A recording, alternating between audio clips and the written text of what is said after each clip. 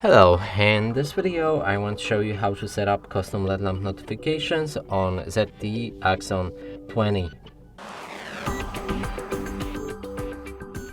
And to do this you will need to get the Google Play Store open, then in a search enter notify body.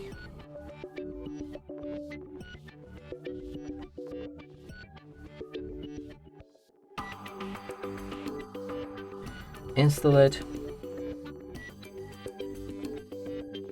When it's ready, open the app. Move to the next step and grant two different permissions.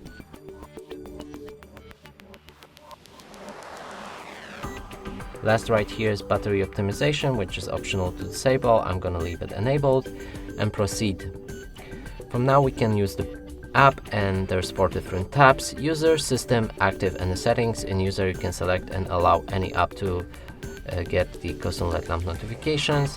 In system you can do the same thing with all system bound apps. In active there's all apps that we've just activated, and in the settings you can customize the LED lamp with a different size, shape, placement on the screen, or even a color. Now let's click on the test button, and right here you can find the LED lamp. And that's it for this video. Hope you like it. Please consider subscribing to our channel, leave a like and a comment below.